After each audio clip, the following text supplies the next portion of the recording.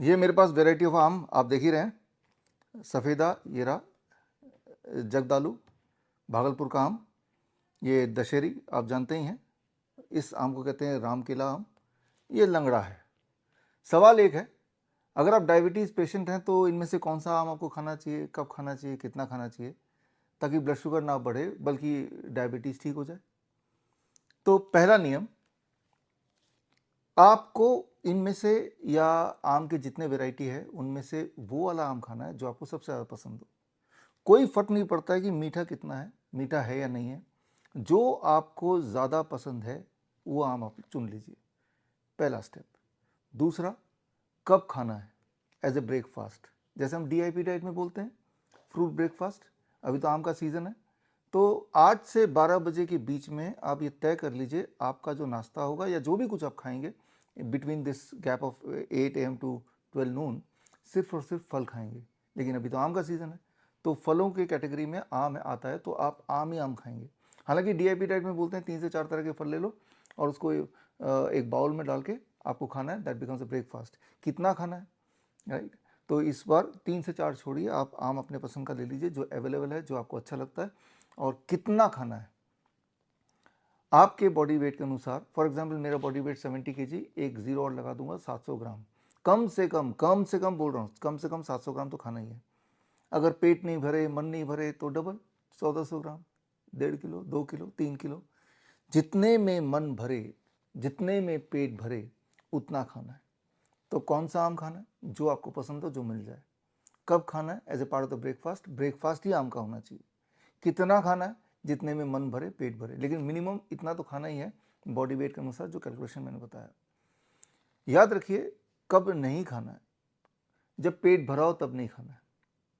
और जैसे शाम के 6 बजे के बाद नहीं खाना है, या लंच और डिनर के बाद नहीं खाना है, राइट? पहले खाएंगे तो ब्लड शुगर को कंट्रोल करेगा, बाद में खाएंगे तो ब्लड शुगर को बढ़ाएगा। Very very simple. सो पूरे दिन भर का डाइट कुछ ऐसा हो, 12 बजे तक ढेर सारा आम खाइए।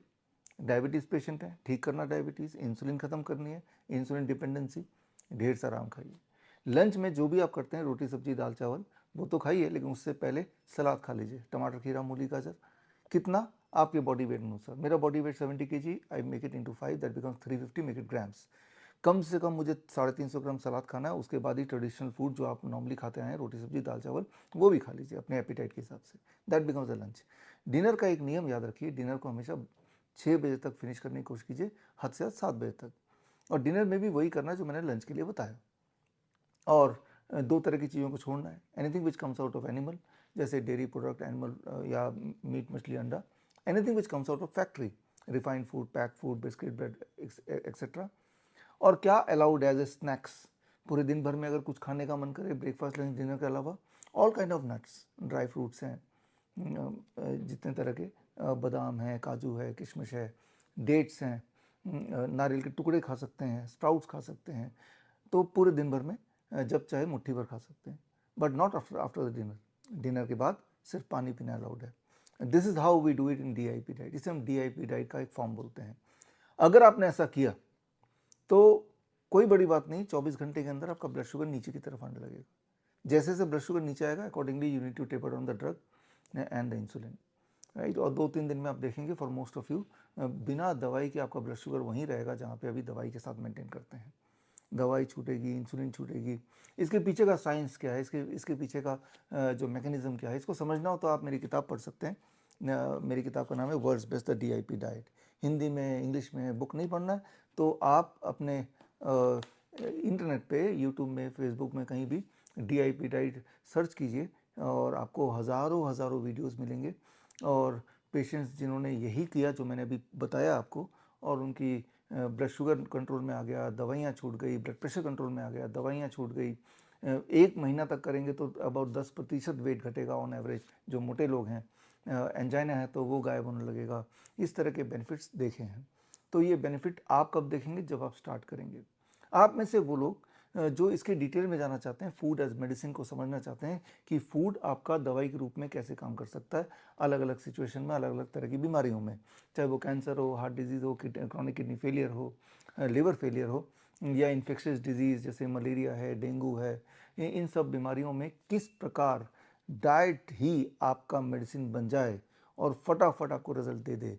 अगर इसके साइंस को आप समझना चाहते हैं, सीखना चाहते हैं, प्रोफेशनली सीखना चाहते हैं, तो 15 जून से, इस संडे से 3 मंथ्स ऑनलाइन सर्टिफिकेशन कोर्स शुरू हो रहा है, certificate in integrated medicine, right. तो ये 3 महीने का ऑनलाइन कोर्स है। हर संडे को आपको 2 घंटे की ट्रेनिंग मिलेगी, 9 से 11 बजे ऑनलाइन आप जुड़ेंगे मुझसे, और इस कोर्स के बाद श्रीधर यूनिवर्सिटी से आपको सर्टिफिकेट इन इंटीग्रेटेड मेडिसिन का सर्टिफिकेट भी मिल जाएगा। तो ये कोर्स ज्वाइन करने के लिए स्क्रीन पे दिए हुए लिंक में जाके आप रजिस्टर कर सकते हैं।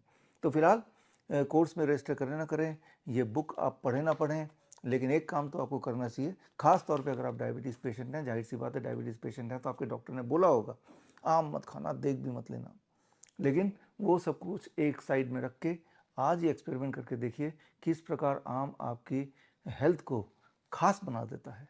आम आम नहीं है, आम खास है। आम फ्रूट तो है ही, आम एक दवा है, एक मेडिसिन है।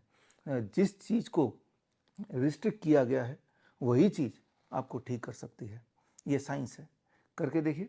और जिन लोगों ने पहले से किया हुआ है, मैं उनसे रिक्वेस्ट करूंगा कि आप अपने सक्सेस स्टोरी 1-2 लाइन में कमेंट सेक्शन में लिखिए।